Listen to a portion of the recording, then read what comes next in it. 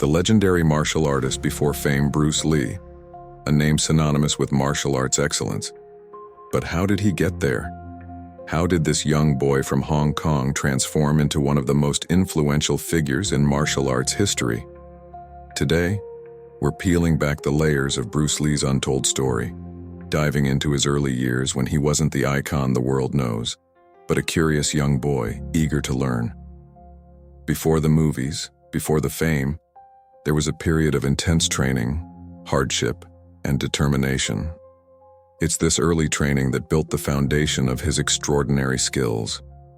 But how did it all begin? What pushed Bruce Lee to pursue martial arts so passionately? This is the story that few know. Bruce Lee's journey before the spotlight, where his resilience and philosophy were truly born.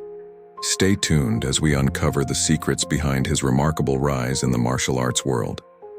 2. Bruce Lee's introduction to martial arts.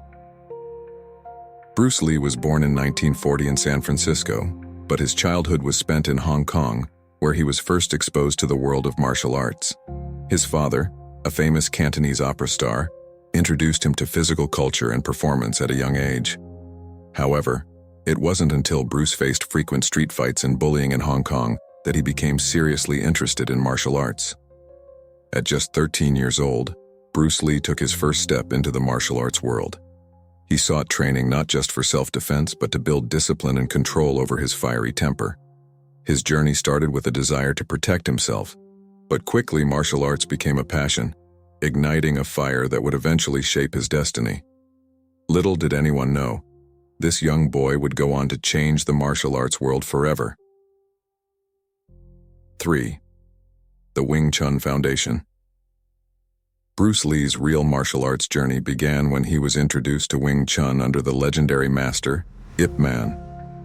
At the age of 16, Bruce started training in this traditional Chinese martial art, known for its emphasis on close-range combat, precise strikes, and quick reflexes.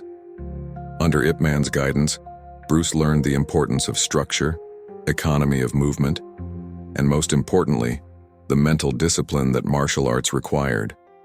Wing Chun wasn't just about fighting, it was about mastering oneself. Bruce quickly became an exceptional student, mastering the art's core principles of balance, fluidity, and directness. But his interest went beyond just learning techniques. Even in these early days, Bruce was starting to question traditional forms, looking for ways to improve upon them. It was within these foundational years of Wing Chun that Bruce's vision for martial arts innovation began to take shape, planting the seeds for something greater. 4. Overcoming challenges in training. Bruce Lee's journey in martial arts wasn't smooth. He faced numerous challenges that tested his spirit. One of the major hurdles was racial prejudice in Hong Kong. As a half-Caucasian, Bruce often experienced discrimination, even within his martial arts training. Some students refused to train with him simply because of his mixed heritage. This didn't deter Bruce. In fact, it fueled his determination to become even better, to prove that skill and dedication mattered more than ethnicity.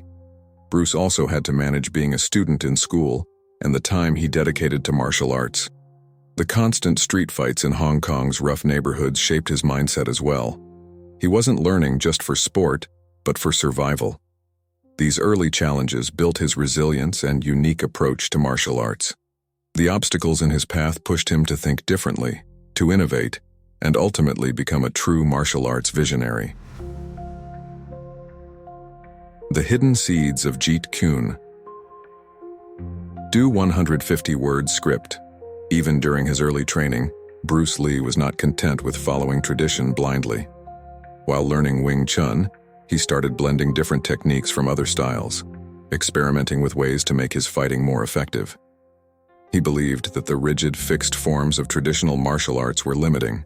His philosophy began forming. Martial arts should be free-flowing, adaptable, and practical.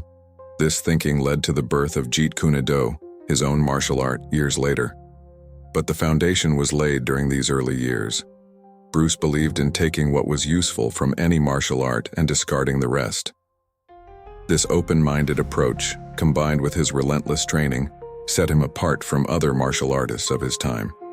The seeds of Jeet Kune Do, the way of the intercepting fist, were sown in his teenage years, and it would eventually revolutionize martial arts on a global scale.